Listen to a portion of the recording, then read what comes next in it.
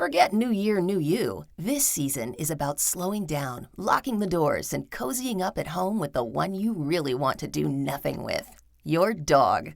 After the holiday chaos, those quiet nights with a blanket, a podcast, and your pup feel like the reset you actually need. Ollie helps make those moments easier with fresh protein-packed meals made from real human-grade ingredients, so your dog can enjoy some quality comfort food too. Choose from 5 recipes and get a personalized plan for your dog's needs. Meals arrive perfectly proportioned with a scoop and storage container, so serving is fast and mess-free. And with Ollie's in-app on-demand health screenings, supporting your dog is easy, ensuring more cuddles for many years to come. Visit ollie.com/truecrime and use code TRUECRIME for 60% off your first box. A 20-year-old college student leaves for an evening run in Brooklyn, Iowa. Then she vanishes. Mollie Tibbetts. This case is her story. This case is a story of Mollie's disappearance and the story of Mollie's murder. Investigators soon have their suspect, and he cooperates in some way, at least initially, giving shocking admissions about what he says happened that night. He admitted that he'd seen Mollie the night she disappeared, July 18th, 2018. He admitted that he followed her, that he got out of his car. He admitted to jogging to catch up with her, that he wanted to get close to her. He admitted that Mollie didn't want to have anything to do with him, that she threatened to call the police. And he admitted he became angry at that time. But when it came time for trial, he would have quite a different story to tell the jury. And why did you think there was something, or why did you know there was something in the trunk? Porque anteriormente había sentido cuando pusieron algo en la cajuela. Because previously I had felt when they had placed something or put something in the trunk. Did you look in the trunk? Sí. Yes. What did you see? Un cuerpo. A body. This is Jillian, and in partnership with Law and Crime, you are listening to Court Junkie, episode 162.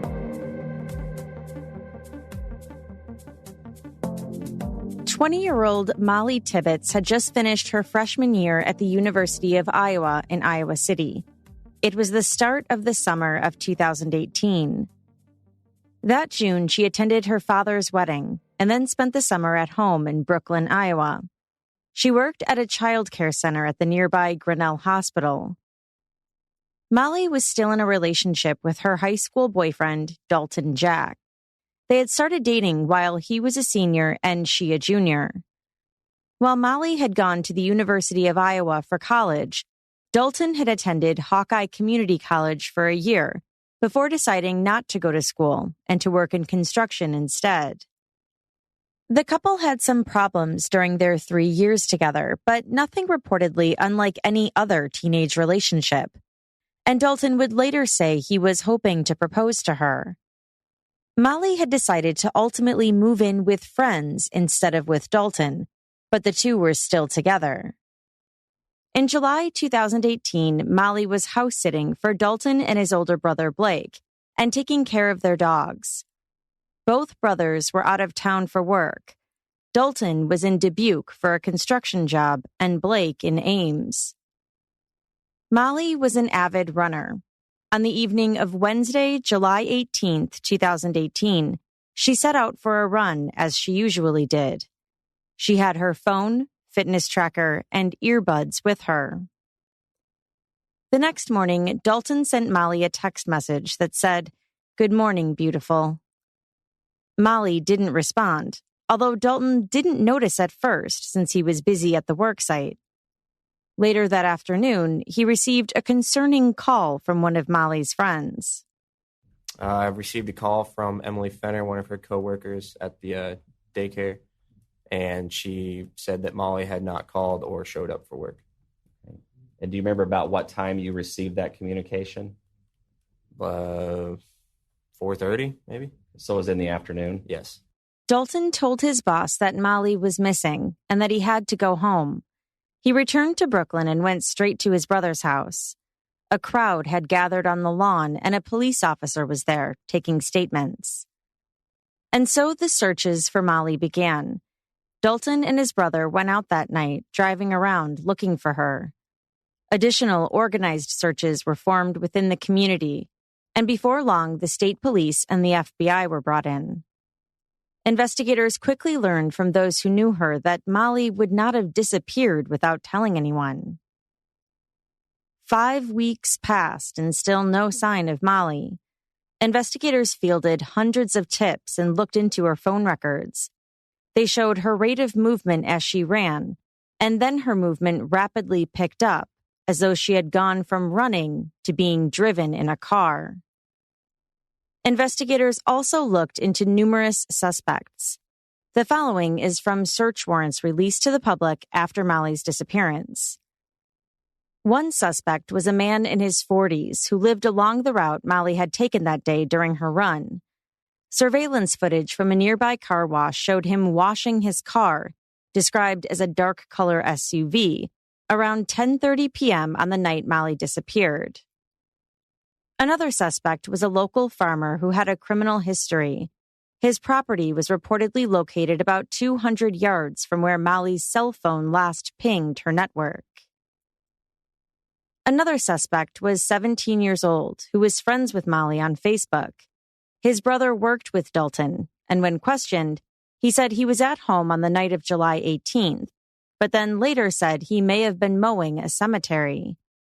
He reportedly told police that he had recently wiped his phone of all of its data and no longer had it.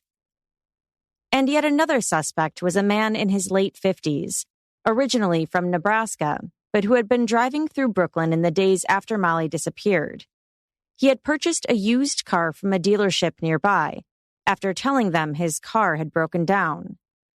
When investigators searched the broken-down car the man had left, they found what looked like blood and hair inside. But investigators determined that nothing in the car was a match to Mollie. All of those suspects, including Dalton Jack, were cleared, according to police. But then, when looking into the surveillance cameras in the area, they got another lead. Lo and behold, they came across one that showed Mollie as she ran. The timestamp was 7:48 p.m. It was the last image anyone had of her. But also on the video was a car, a black Chevy Malibu with chrome mirrors and handles. Why was it that this particular car, out of all the others that you would have seen, drew yours and other law enforcement agents' attention? The big thing for me was when those 4 individuals who were viewing tape gave me their logs, I created a spreadsheet just on Excel. And with time and date according to the timestamp. And after the runner went past at 7:45:33, the next 4 entries in that log, once I compiled it, were a black Chevy Malibu. Is that what drew your attention? Yes. All right. And was it significant to you and other law enforcement officers that it was close in time to when you saw the jogger? It was. And tell us why.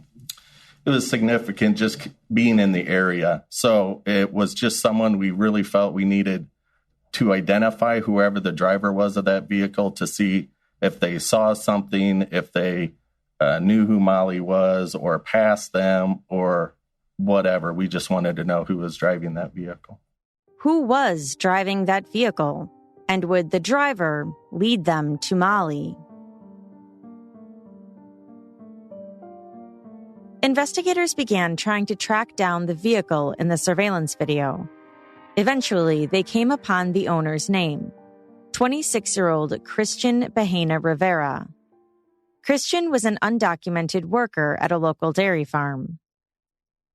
On August 20th, 1 month and 2 days after Mollie's disappearance, they went to his work in hopes of speaking with him. Christian agreed to go with them to the police station. There, he met Iowa City police officer Pamela Romero. Officer Romero had been brought in because she was a fluent Spanish speaker. At trial, Officer Romero told the court she built a rapport with Christian. When she asked him about his car, he told her that he had 2, a black Chevy Malibu and an Altima. He admitted that he typically drove the Malibu. She asked him if he knew Mollie Tibbetts. He said no. He had no idea who she was and had never seen her before. Did you have a photo of Mollie Tibbetts that you showed the defendant? At that time, I pulled out one of the posters, the flyers that had Mollie Tibbetts' face. I put it in front of the Mr. Rivera, and he looked at it, and he goes, yes, I have seen them around town. They are all over town. And at that point, he also added that he remembered seeing the Mollie's boyfriend at one of the local gas stations.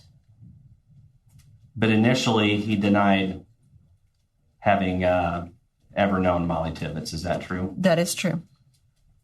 Or having any contact with her? That is true. He stated he kept a picture of, or the copy of the poster flyer in his car. A little later in the interview, Officer Romero was given photos from the surveillance camera. She laid them out in front of him, and before she could even ask him, he told her it was his car. Did you ask him if he was the sole owner of the Malibu? I asked him if he was driving the vehicle that date and time. He said, yes, that was me. I asked him, is anyone else in the car with you at that time, in that particular date? He goes, no, it was just me. While he looked at the photo, Officer Romero asked if he saw a person running that night. He said yes, he saw a woman. Did you have a discussion with the defendant about the appearance of the runner, female runner that he saw? Yes, I asked her what he thought of the female runner first, and his answer was, I found her attractive. I asked him what she was wearing. He said black shirts, maybe a top sport bra, and he continued describing. He did not say the name of it, but he just said one of those things that you put on to measure your steps or to hold your cell phone. Or to what? Hold your cell phone? Hold the cell phone. Okay. Did he ever use any other term other than attractive to describe the runner that he saw? He stated at one point that he thought that she was hot. Even though he thought the woman was hot, he said he never interacted with her. The interview continued. At around 4:30 a.m., investigators left the police station with Christian Bahena Rivera.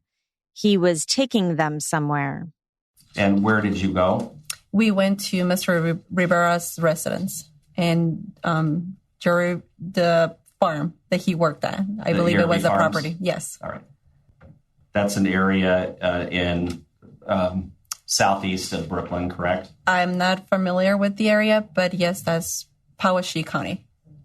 Then did you proceed to a rural area in far eastern Powashik County? We landed in a cornfield. Do you see States Exhibit 3 there on the screen, Ms. Romero? Yes, I do. This location that is on the map is 2478 460th Avenue. Do you see that? Yes, I do. What kind of road is that? Gravel road. All right. Is it, even for a rural county, is that area pretty rural? Yes. Okay. It was a cornfield. It was cornfields all around us. When investigators got out of the car, they found Mollie's body face up in the cornfield. She had multiple sharp force injuries. Officer Pamela Romero continued her conversation with Christian Bahena Rivera in the car. She read him his Miranda rights, which he waived. He told her he wanted to talk to her. He then admitted that he had interacted with Mollie that night. What was the first thing the defendant told you about seeing a female on July 18th of 2018 near Brooklyn, Iowa at or near 7:45 p.m.? He told me he saw her running, again, 3 times.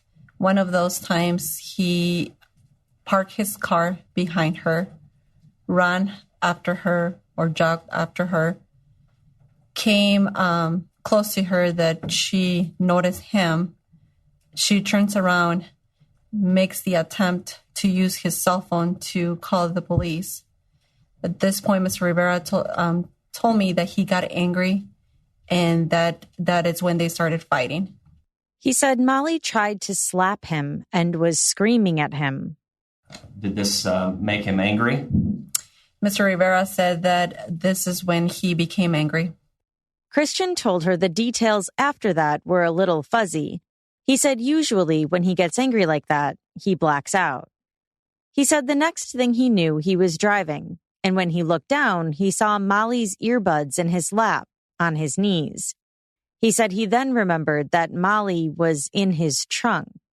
He did not tell you that he remembered putting her in the trunk.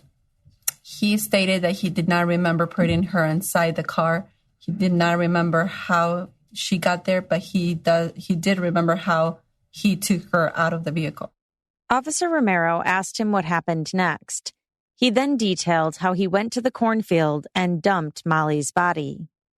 Does the defendant describe at this point any injuries to Mollie Tibbetts' body? He remembers that there was blood.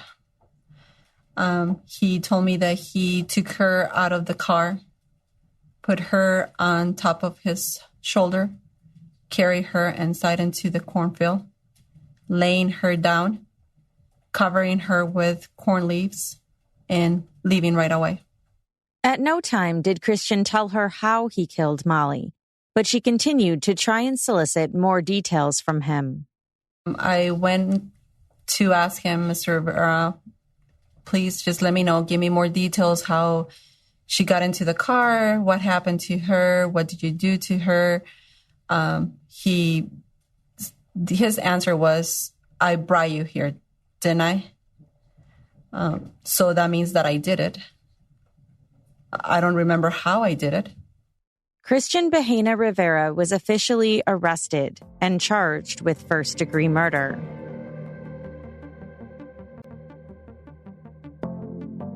At his trial, prosecutors didn't just rely on Christian Bahena Rivera's own admission of guilt. They called a total of 19 witnesses to the stand, including Christina Stewart, a local business owner who testified that she saw Mollie, whom she knew, running on the night of July 18th. She estimated it was about 7:45 p.m. And as you were driving east on 385th, did you notice any person on the side of the road? Yes. Can you please describe for the jury who you or what you saw? A younger woman. Okay. And did you recognize that person? Yes, I did. Okay. And who is that? Mollie Tibbetts. Okay. What was she doing? She was running eastbound. On 385th? On 385th. And how was Mollie dressed? She was wearing black spandex shorts with a bright pink sports bra.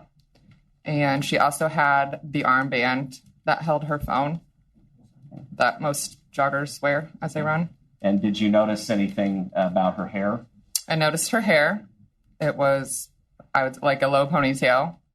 She passed her as Mollie was jogging up the hill. She didn't notice anything unusual and didn't notice anyone else around. DCI agent Trent Valletta testified about victimology and whether Mollie's lifestyle put her at risk of becoming a victim. What you do is you start with the people closest to the victim. It's usually a small circle of our closest friends and family. That's where we start. We call it a victimology. The victimology is just kind of as it sounds. It's who is this person we're looking for? Who do they associate with? What's their lifestyle like? And then it's, I guess, the best way to describe basic investigative techniques. All right. And in making that assessment, where would you have put Mollie Tibbetts as far as risk? So Mollie Tibbetts was extremely low risk. Why do you say that? It's the lifestyle that she lived. A lot of our victims, there's drugs and alcohol. There's abusive relationships. There's all these different factors that would push that person into a higher risk of becoming a victim. Mollie Tibbetts didn't have any of those. Mollie Tibbetts probably had the nicest text messages we've ever read. We had a hard time finding something negative about Mollie Tibbetts. He told the court that several witnesses had corroborated Dalton Jack's alibi of being at the worksite in Dubuque the night Mollie went missing. He also testified that the murder weapon had never been found. The prosecution also called to the stand a criminologist named Tara Scott. Scott said she examined the home of Dalton and Blake, where Mollie had been house-sitting, and she said she saw no signs of any kind of struggle. She also told the court about blood found inside Christian's trunk. It was a match to Mollie. And can you describe that analysis, please? So the profile that I developed indicated a mixture of 3 individuals. I was able to determine a partial profile at 20 out of the 21 locations that I tested of the major contributor, and that was consistent with the known DNA profile of Mollie Tibbetts. Okay, is there a statistical probability that's associated with that? Yes. And what is that? That would be less than 1 out of 2.1 nonillion. Okay, so another very large number, correct? Yes. And in very basic terms, what does that mean with regard to the cutting that you took that we see here in State's Exhibit 51? At the 20 locations, I was able to determine a major profile. It matched Mollie Tibbetts at those 20 locations. FBI agent Kevin Horan presented the route Mollie's cell phone took the night she disappeared. An earlier witness had testified that she saw Mollie wearing her phone on her arm that night as she ran. Mollie's phone traveled east for a while, consistent with the pace of a run, but then it started going south and sped up from 8:35 p.m. to 8:53 p.m., traveling up to 60 miles per hour. After 8:53 p.m., the phone completely stopped moving. Dr. Dennis Klein, the state medical examiner, testified that he found at least 9 stab wounds on Mollie's body. At least 6 were on her torso, 1 to her neck, 1 to her right hand, and another wound that had penetrated her skull and that he thought could have caused her death. He testified that he believed there was actually a total of 12 stab wounds, but due to the fact that her body was in a moderate to severe state of decomposition, he couldn't be exact. On cross, he said the wounds were consistent with that of a single knife, but that they could have come from multiple weapons. He did not detect any drugs or alcohol in Mollie's system. After the prosecution was done presenting their case, it was time for the defense. Their strategy? They would be recalling Dalton Jack to grill him about his relationship with Mollie, including things he never told to investigators. Not only that, but their client, Christian Bahena Rivera, would also be taking the stand with a new story to tell. Before I get into the defense's witnesses, I want to go back just a bit to when Dalton Jack was on the stand as a witness for the prosecution and was being cross-examined by Christian's attorney. I didn't get into the cross-examination earlier because this seemed to be one of the focal points of the defense's case, placing the blame, or at least trying to introduce reasonable doubt, by way of Mollie's boyfriend. Now, on direct, Dalton had testified that the night Mollie went missing, he was in Dubuque at his work site. After work that night, he said he and the other guys were drinking beer and playing yard games. Christian's attorney, Chad Freese, brought up the fact that Dalton was interviewed by police 3 times, and in his initial interviews with them, he told police he was doing something else that night. If I understand you correctly, your testimony today is that on the night of Mollie's disappearance, you were in your hotel room for a bit and then hanging out with the boys, drinking beers, playing games, right? Correct. And that's your testimony today, correct? Yes. We're clear on that. Yes. That's not always the story you've given to the police, though, is it? I don't know. Well, did you not tell the police in a previous interview that you spent the night in your room watching movies? That was what I was, yes. Okay. Do you recall giving that statement? Yes. Okay. When did you give that statement to police? I don't know the exact time or date that I gave that statement. Well, let's come at it this way. How many times were you interviewed by police? A lot. You recall telling the agents that on the 18th of July, the night that you say Mollie disappeared, and that you were in Dubuque, that you finished work around 6:30 p.m. You recall telling them that on the 27th? No. You recall telling the agents that you showered, and that night you watched Rush Hour 1 in your room? Is this the night of the 18th? Yes. Then yes. Now, your testimony today is that you were out with the boys playing games and drinking beers, right? Yes. So you told the officers on the 27th of July a different story, right? I suppose so. In his third interview on July 27th, he met with Agent Matt George and Lara Ziesler. In this interview, he also admitted to them that he had been withholding something. You also told officers on that same interview information that you withheld before, right? Correct.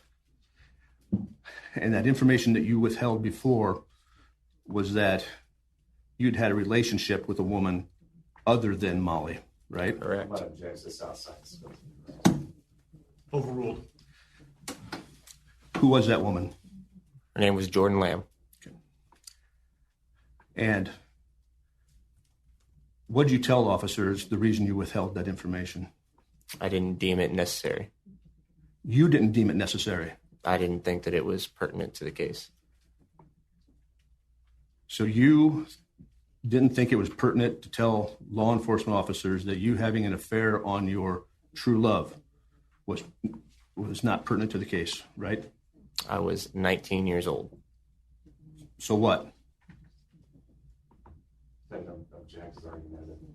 Sustained. Explain to me what you mean by that. I was 19 years old. It was the beginning of the relationship, and I screwed up one time. Mollie knew about it, and we got past it.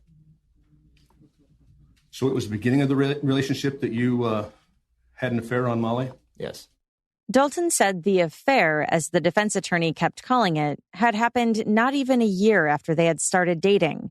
He estimated maybe August 2016. He conceded that Mollie was upset that he had cheated on her. Freese pointed out that he had told police it happened in the fall of 2017. This relationship that you had with Jordan Lamb, tell us how it evolved. How did it start? I don't remember. You started Snapchatting her, right? That sounds about right. Oh, am I right or am I wrong? Yes, you're right. You started sending her Snapchats. Why'd you start sending her Snapchats? Why does anybody do anything that's wrong? I'm asking you that question. I don't know. You have no idea why you start sending a woman Snapchats? Correct. Well, you wanted to get with her, right? I imagine that would be yes. Okay. Well, I don't want you to imagine. I want you to tell me why you did. Yes. You wanted to strike up a relationship with Jordan Lamb, didn't you? Yes. And this was in February. Strike that. This was late 2017, early 2018, right? Yes. Okay, so it wasn't 2016 like you just told me. I told you that I don't remember the dates. Okay, but now you do, right? Correct. And you know that now because you've been confronted with these dates by officers, right? Yes. And you were confronted with these dates by Mollie, right? Yes. So you do remember the dates right now, don't you? Yes. 2 minutes ago, you didn't remember the dates, right?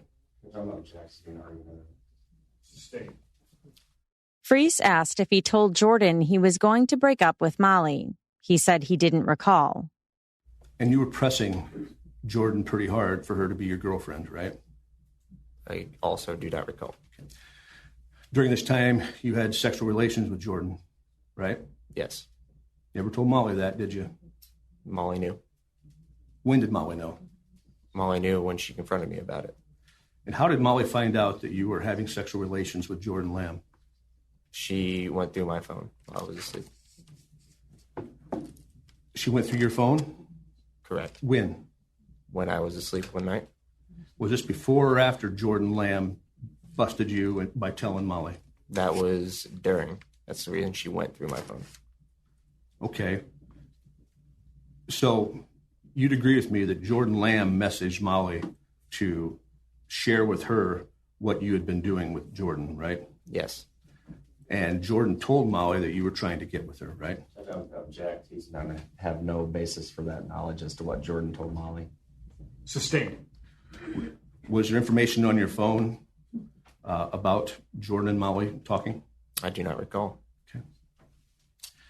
But again, you didn't seem to think that this relationship with Jordan was relevant, right? Correct. During that same interview with detectives, Freese said Dalton also told investigators about a mysterious man he had seen in Brooklyn. And describe that mysterious man that you told them about on July 27th. I believe that I was mowing the lawn and he just walked by. He was tall, wearing baggy pants with a chain. That's what I remember currently. Dressed all in black? If that's what the report says, then yes.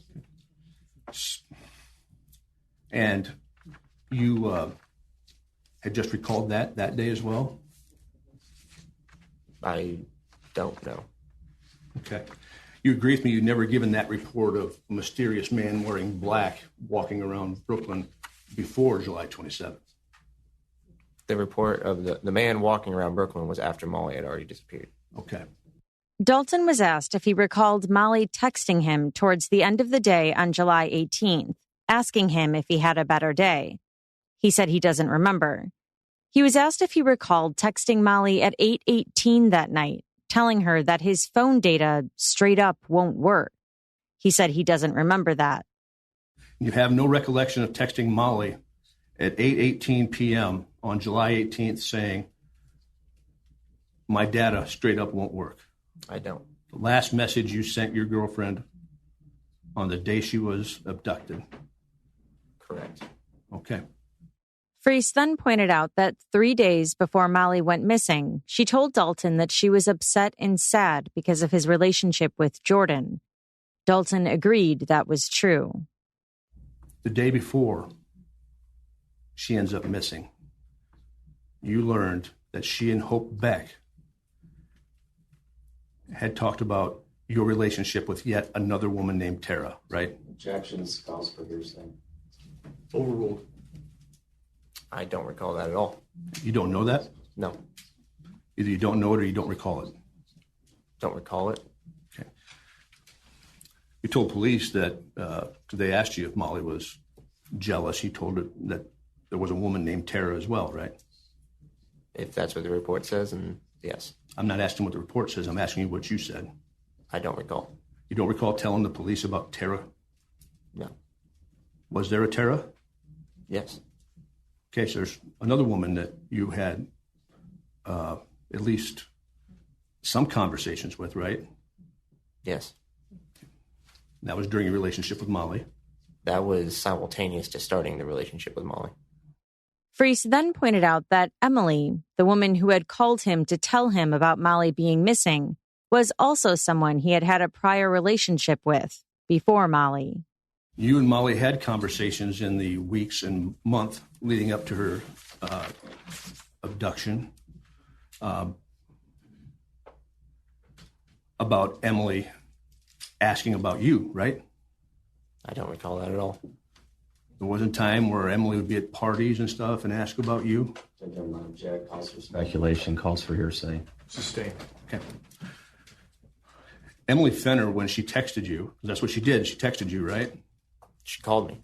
She texted me and called me, yes. When she texted you, she asked you a very specific question, didn't she? I don't recall. She asked you, Dalt, because she called you Dalt, right? Yes. And she said, Dalt, is Mollie alive? Didn't she? I don't know. You don't know? I don't recall the text messages. Okay. You'd agree with me that's an odd question to ask someone? It's argumentative, calls for speculation. Sustained. Finally, Freese got Dalton to admit that he did not want to be there, testifying in court. What have you done to prepare yourself for testimony today, sir? I got off a flight yesterday, so very little. Okay. You know, we're here on a charge of murder for the love of your life, right? Yes. And I'm getting I don't recall out of you, right? Yes. Okay. And you want the man who did this brought to justice, right? Yes. And you haven't thought about this and poured it over in your mind to have every detail remembered? When I was asked if I wanted to be here voluntarily, I said absolutely not. So no. So you did not want to be here voluntarily? No, I didn't want to be in the same room as your defendant there. Oh. So you didn't want to come give testimony to get justice for your love of your life? No. You wouldn't be here to fight for her? No. Okay. That's all I have, Your Honor. The defense wasn't done with Dalton because, as I said, they recalled him to the stand when it came time to present their case. Freese asked Dalton, who is now his witness, about his anger issues. Mr. Jack, you recall on July 6, 2018, 12 days prior to Mollie's disappearance, having a conversation with her via text message, indicating to her that you were madder than fuck for no reason? I do not recall that conversation. You're a smart guy, right? I'm not going to stroke my own ego here, but sure. Yeah, you, in some of the interviews, said to agents that you had your college paid for because your ACT scores were so high, right? Yes. How high were they? Sustained. Is there anything wrong with your memory, organically? No. You don't have any illness? I've had multiple concussions. Okay, is that affecting your memory, do you think? I don't know. No. Okay. Has any doctor diagnosed you with any reason that you can't recall things? No.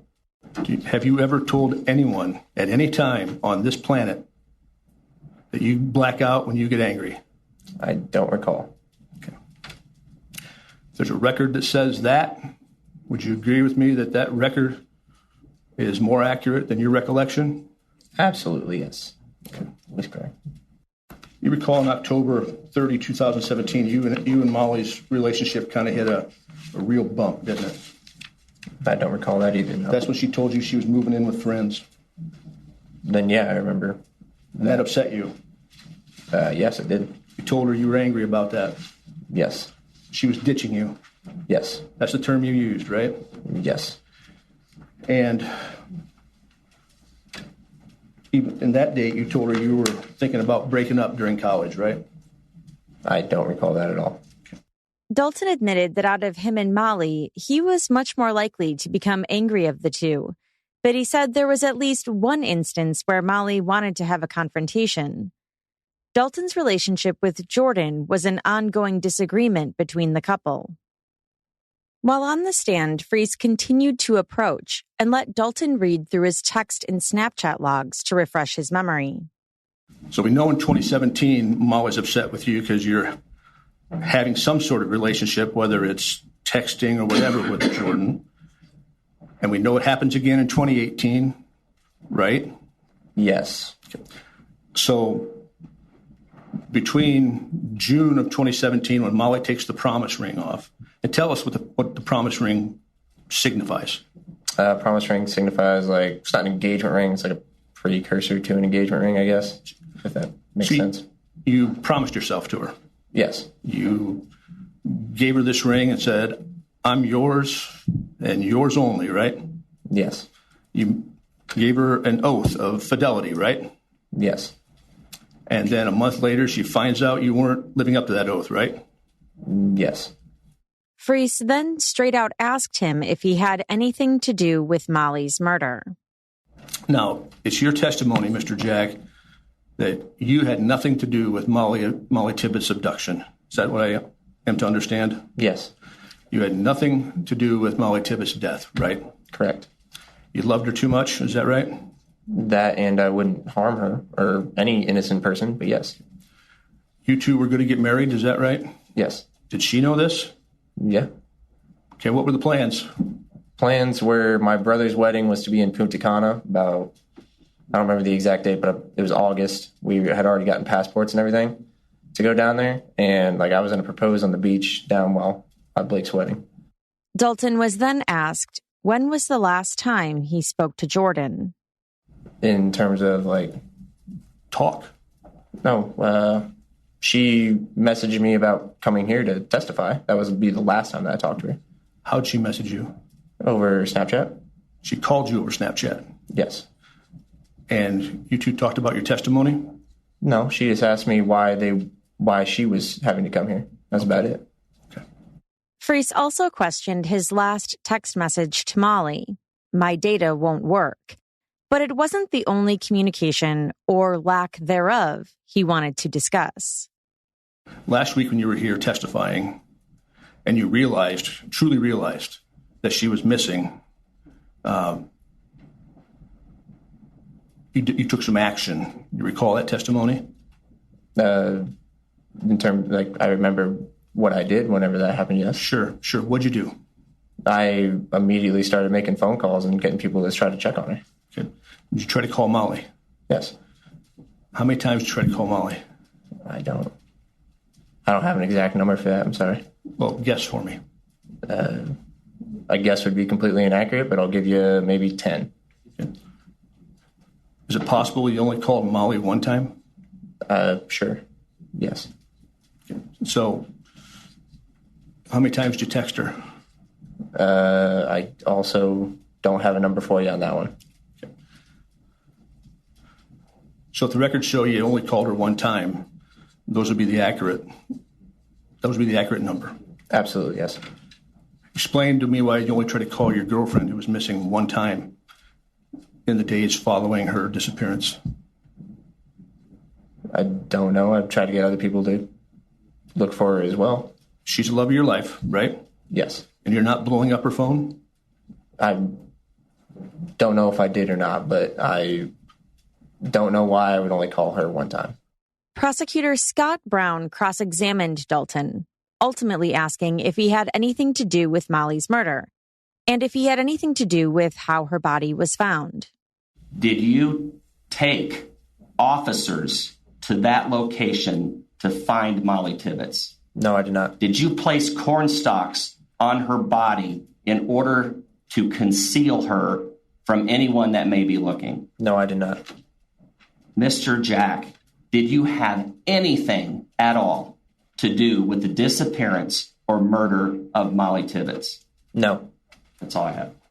The defense called Jordan to testify too. She recounted telling Mollie about her relationship with Dalton. She said Mollie was kind when she told her. Jordan also said she had not wanted to come to court, but she was subpoenaed. She had no knowledge of what happened to Mollie. The defense also called Division of Criminal Investigation employee Anna Young to the stand. Young told the court that there were multiple DNA samples found in the trunk of Christian's black Malibu, including samples that didn't belong to Christian. Okay, what were your results? Let's first talk about the scraper. The scraper, the latent print, was what I classified as an impression, which means I couldn't tell if it was from a finger or a palm print. And I wasn't able to make a conclusive same source comparison in this case. What about the box 62.2? 62.2A was also an impression, which means I couldn't determine whether or not it was a finger or a palm, and I was not able to make a same source conclusion for that impression. 62.2B and C were fingerprints, and I was able to say they were not made by the same source as the copies of finger impressions bearing the name Christiane Bahena Rivera. The prosecution asked her if she could determine when the DNA got in the trunk. She said she couldn't. The two prints that were suitable for identification that you found on items in the trunk of the black Chevy Malibu were on fishing equipment. Would that be a fair characterization? 3 of them were on the plastic box that contained fishing equipment. Can you tell the jury when a fingerprint is placed upon any item? I cannot. And is it very possible that the prints that you identified on the plaque or the plastic box could have been placed there weeks or even months before. They could. Young also said on cross that because of the state of Mollie's remains, she wasn't able to pull fingerprints from her. The car had unidentified prints as well as DNA, but she said she couldn't rule Mollie out as the owner of the prints. And are you aware, Ms. Young, that Mollie Tibbetts has been associated with the trunk of the black Malibu where the items that you tested came from? I have, yes. Is it very possible, in your opinion, that Mollie Tibbetts could have touched those things while in the trunk and you have nothing to compare it to? Is that possible? It's possible. Next, Christian Bahena Rivera took the stand. Christian Bahena Rivera took the stand with an interpreter beside him. From Officer Pamela Romero's testimony, the jury had already heard about Christian's confession. When he took the stand, however, his sequence of events from that night was different. He now said that while he was taking a shower in his trailer, two men entered his home. Approximately what time did you take a shower at your home? Alrededor de 6:30. About 6:30. After you took a shower, what did you do? Salí del baño. I left the bathroom. What did you see? Dos personas en mi sala. Two people in my living room. Those two people in your living room, how were they dressed? Con suéteres y tapados de la cara. With sweaters and their faces covered. Describe the color of the clothing that they were wearing. Era ropa oscura. It was dark clothing. Can you describe what the build of either of these people? Uno era un poco grande y gordo, el otro era mi misma estatura y un poco musculoso. One of them was bigger and a little bit fatter, and one of them was about my stature and a little bit stronger, burly. He said each of them were armed, one with a knife, the other with a gun. They told him not to do anything stupid and everything would be okay. At that point in time, were they ever violent towards you or aggressive towards you? No. No. Did you comply with all of their instructions? Sí. Yes. Did you argue with them? No. No. He said the men made him get into his car and drive straight. One of the men sat in the front seat next to him with the knife.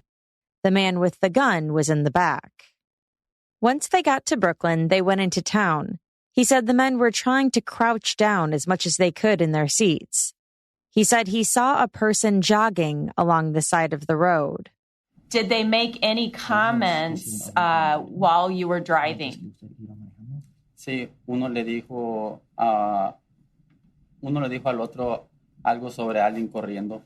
Yes, one of them told the other one. One of them said to the other one something about someone running. Now, sir, you don't speak much English, is that right? Correcto. Correct. How were you able to tell what they were saying? Pues no sé hablar mucho inglés, pero entiendo como lo básico. Well, I don't know how to speak a lot of English, but I understand the basics. And so you were able to understand that's what was said, is that right? Correct. He said he didn't know her then, but he now knows it was Mollie Tibbetts. When she was she running out of town? Sí. Yes. And you're driving into town, is that correct? Sí. Yes. What happens next? Solo seguimos manejando. We just continue driving. Y después me piden que dé la vuelta. And then they asked me to turn around. He said they drove by Mollie around 3 or 4 times. The men kept telling him to turn around. The final time they saw her, she was running towards the town as they were heading the opposite way. The men told him to turn around again, and he did. The man in the front seat with the knife told him to stop. What happened next? Uno de ellos se bajó del carro. One of them got out of the car. Which one? El de la parte de enfrente. The one that was on the front. So the guy with the knife. Correcto. Correct. What did he do? Él solo empezó a ir hacia enfrente, hacia la dirección del pueblo. Well, he just started going towards forward, towards the town direction. How long was he gone?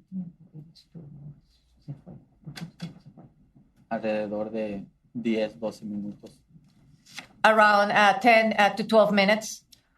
The man in the back seat was quiet at first, but as the minutes passed, he said he could hear him start whispering something. He heard, "Come on, Jack." Now, sir, you've heard Mr. Freese and I at least insinuate that Dalton Jack could have been involved in this. You've heard the trial, correct? Sí. Yes. Are you telling this jury that Dalton Jack was one of those people? No. No. Do you know who either of the people were that were in that car with you?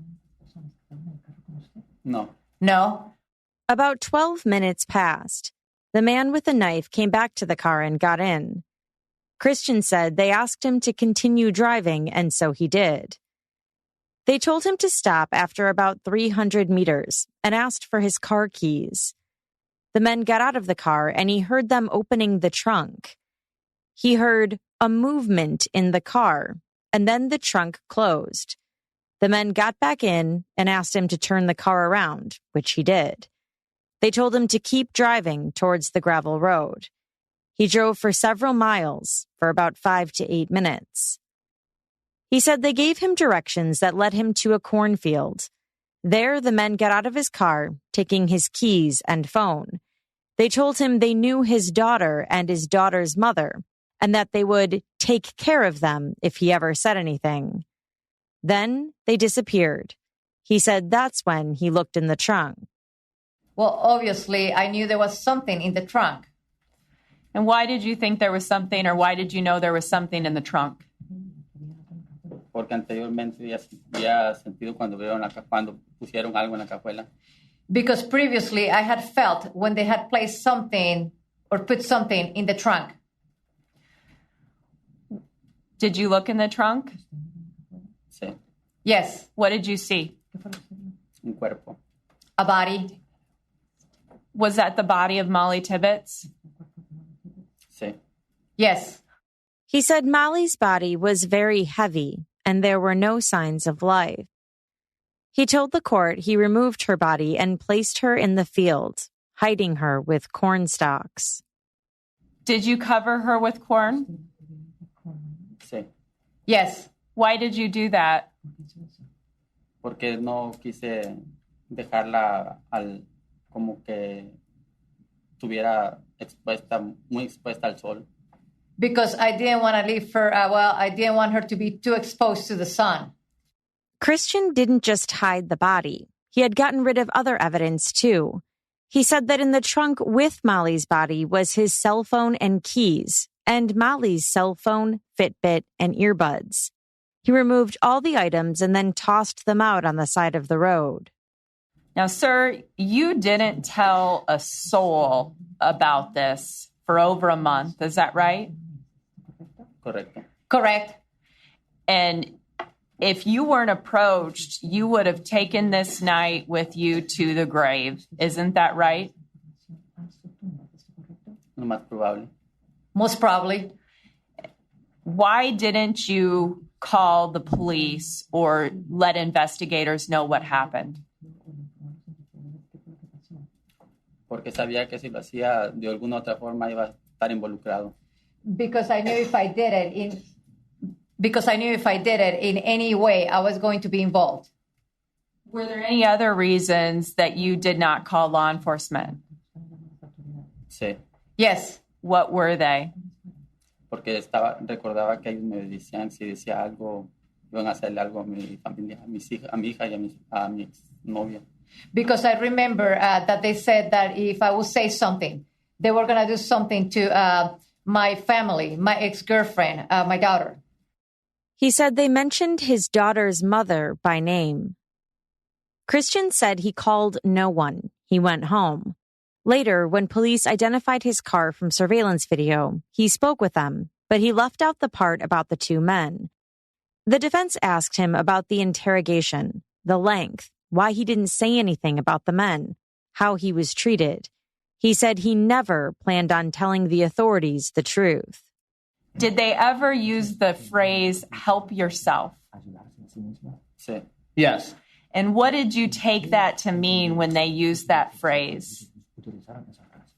Pues que si yo los ayudaba, les decía lo que ellos querían escuchar, me podían ayudar. Well, that if I helped them, if I told them what they wanted to hear, that they would help me. Did they confront you or did they tell you that often? Sí. Yes. At some point, you said that you blacked out. Is that right? Sí. Yes. Was that your idea? No, ellos lo dijeron primero. No, they said it first. And specifically, was there a suggestion made that you might be crazy? Objections clause meeting. Overruled. Algo así, dijeron que personas a veces pueden estar enfermos y olvidar cosas. Something like that. Something like that sometimes people can be sick and they can forget things. As this interrogation went on, tell me about your alertness. Pues ya estaba muy cansado y tenía mucho sueño. Well, I was already tired and I was very sleepy. Now, you saw some videotape of you falling asleep during this interrogation. Is that right? Sí. Yes. Were those the only times that you fell asleep during the interrogation? No estoy seguro, pero fueron muchas veces. I'm not sure, but there were many times. At some point in time, the investigators asked you to try to take them to Mollie Tibbetts. Is that right? Sí. Yes. And you agreed. Is that right? Sí. Yes. Why did you agree to do that at that point in time? Principalmente, primero porque ya estaba muy cansado y ya quería que parara. Well, for one, because I was already very tired and I wanted it to stop. Y lo más importante fue porque me dijeron que me pusiera en la posición de la familia de la muchacha y que imaginara que ella, que si hubiera sido mi hija, que hubiera hecho yo. And most importantly, because they told me to put myself in the family's position and to think of her that if she was my daughter, what would I have done? On cross-examination, prosecutors also asked why he never mentioned the men to police. His response was that he knew he'd be connected to the crime, and he was worried for his family. You told Officer Romero that you confronted Mollie Tibbetts on 385th. Is that correct? Sí. Yes. You never mentioned two other men. Is that true? Correcto. Correct. You told Officer Romero that you were angry at Mollie Tibbetts. Is that true? Creo que sí. I think so. Prosecutor Scott Brown asked him about the first story he told, the one where he said he approached Mollie. According to what he told Officer Romero, Mollie had threatened to call the police and had slapped him. He now said that never happened. The prosecutors were also curious as to where the men supposedly went after they got out of the car. Did Christian see or hear another car? There's no other vehicle there. No que yo haya visto. Not that I saw. Whenever you left the cornfield, you left alone? Sí. Yes. The other two men that were there, did they just walk back? Ellos corrieron hacia la carretera. They ran towards the road. So they ran towards the road and just disappeared? Yo no los volví a ver, no sé dónde I fueron. didn't see them again. I don't know where they went. You drove the two men in your Malibu to the cornfield where you dumped Mollie Tibbetts, correct? Sí. Yes. And you're telling us that you drove back to your home alone. Sí. Yes. And you happened to find your cell phone and the keys in the trunk of the car. Sí. Yes. And these two men just disappeared. Así es. That's right. Then Prosecutor Brown asked if Christian was actually the one who had stabbed and killed Mollie. You stabbed Mollie Tibbetts. Isn't that right? No. No. You're the one that did that. Isn't that true? Objection asked and answered. Sustained. You alone took Mollie Tibbetts into the corn. Isn't that right? Sí. Yes. The two men that you mentioned didn't help you do that. Is that right? Correcto. Correct. Prosecutor Brown then brought up the words Officer Romero said he had told her after showing them the body. I brought you here, didn't I? I guess I did it. At one point towards the end of that interview, did she ask you for more details? Sí. Yes. And your response was, I brought you here. Correct? No recuerdo, pero si está en la entrevista es que es verdad. I don't remember, but if it is in the interview, it is true. You also told her, I did it, didn't I? Do you recall that? La verdad, no. The truth, no. You don't remember asking her that question? No. No. After Christian exited the stand and returned to the defense table, it was time for closing arguments. The prosecution started by describing who Mollie Tibbetts was. This is Mollie Tibbetts. 20 years old, just starting out her adult life. Mollie Tibbetts went for a run. She'd gone for a run most days. Sometimes she would go a short distance. Sometimes she would go a little bit longer. But on July 18th of 2018, she went for that run that was a little bit longer. She was confronted by this man. Prosecutor Brown asked the jury who killed Mollie Tibbetts. Then he laid out their evidence. The fact that Christian's car is seen on video passing by Mollie several times. And then the three different stories Christian had given to law enforcement and to the court. First, denial. Then his second story of having blacked out after a confrontation with her. Then, in court, these phantom men. But what does he eventually end up telling the officers? So they go through the interview, right? So it's deny. Then Officer Romero shows the defendant photos of things that we saw similarly in the videos that show the car. He now knows what? Okay, now my car's in the area. Uh-oh. So how am I going to try to explain that one? All right, so he sees his vehicle in the area. She shows him several photos of it, and then he admits, right? He's now confronted with some evidence that puts him in the area. Now his story changes, right? It changes to, okay, yeah, I saw her, and she was jogging. And, he even makes a comment about her attractiveness. I think there's some dispute as whether or not she said hot or not.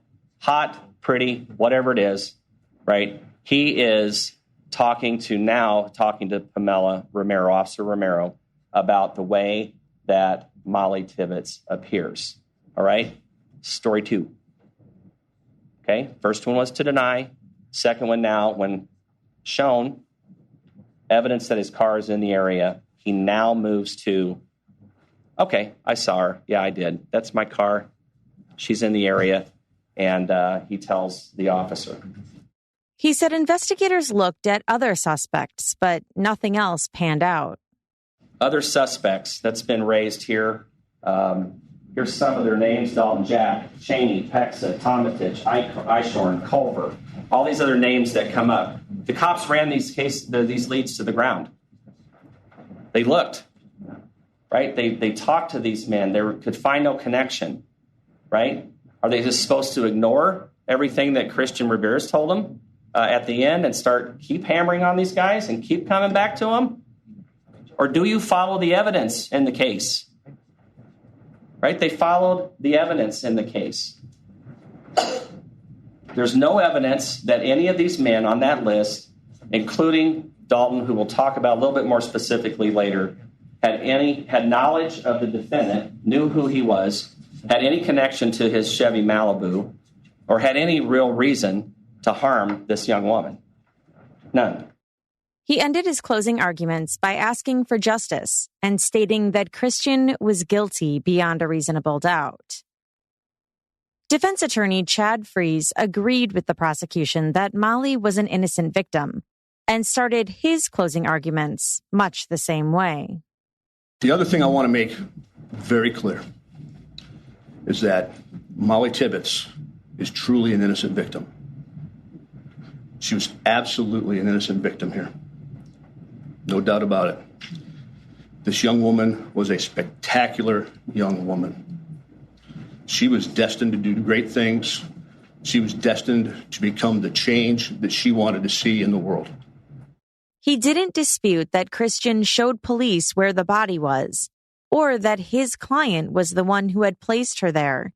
But he said investigators never solved the case, and that there are a lot of things missing from the prosecution's presentation of the evidence, including a murder weapon, a primary crime scene, an eyewitness, a confession, a motive, and scientific evidence.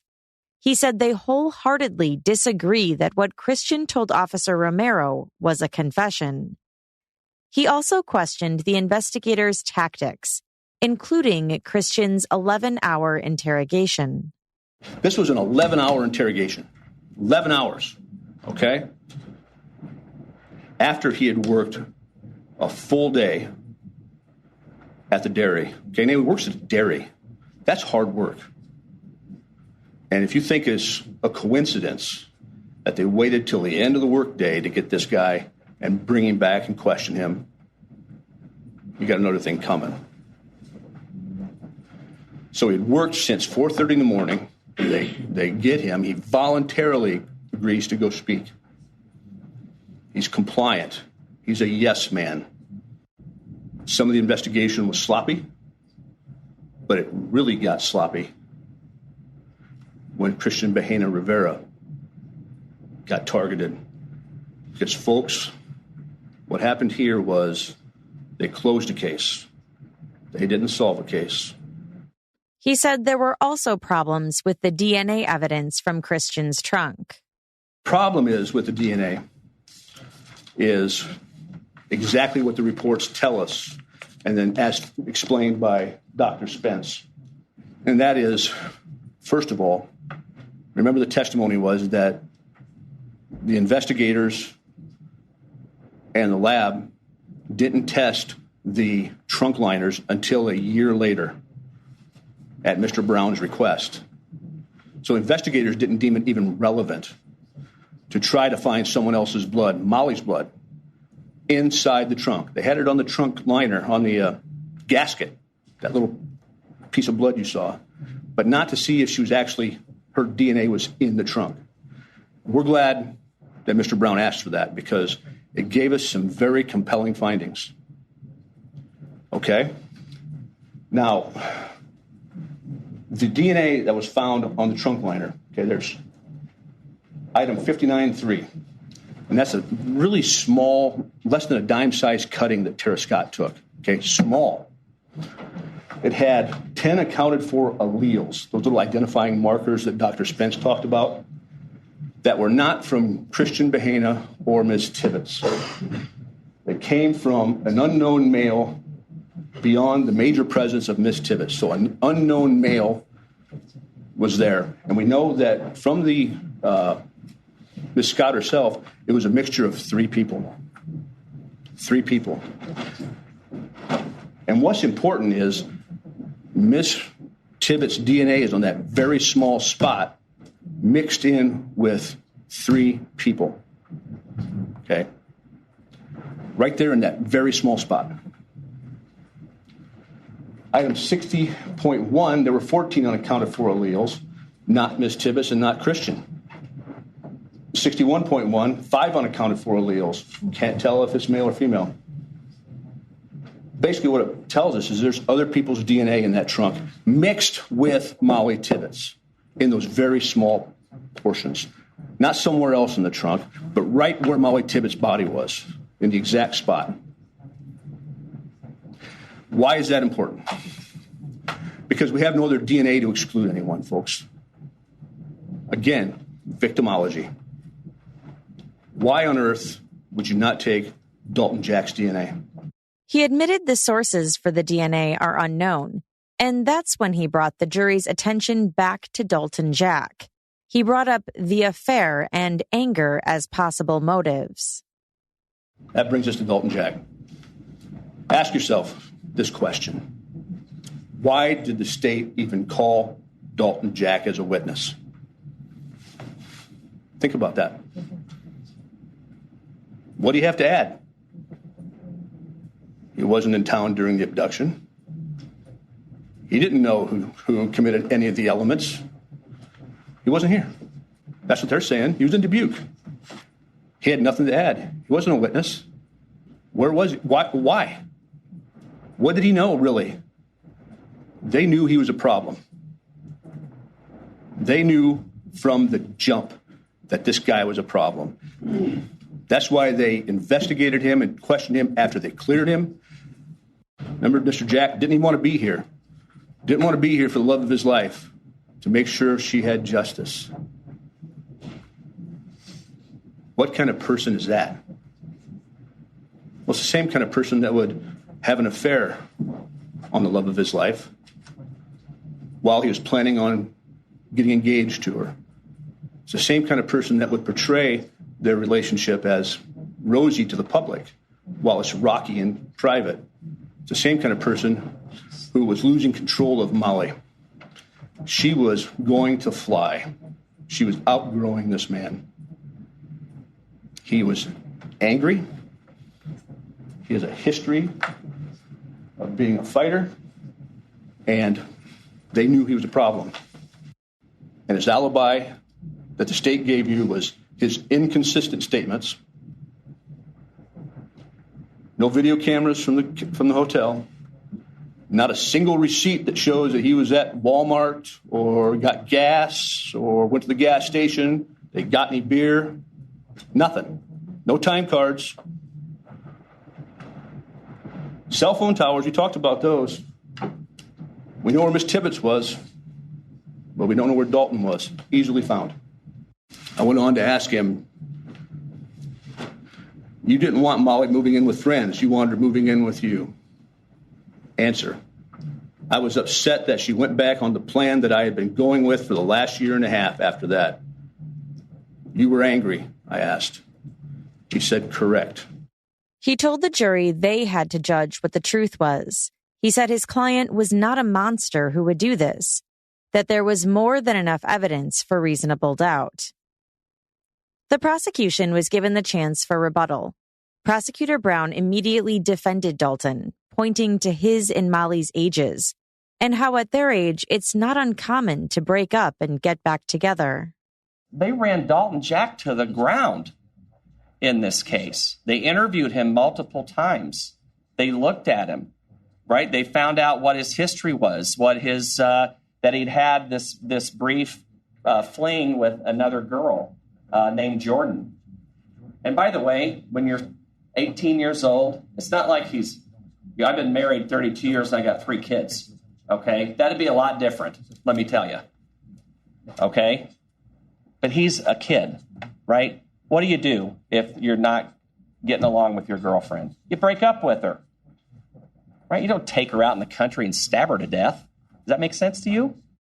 He said Dalton Jack did not do this and has an alibi that his boss corroborated.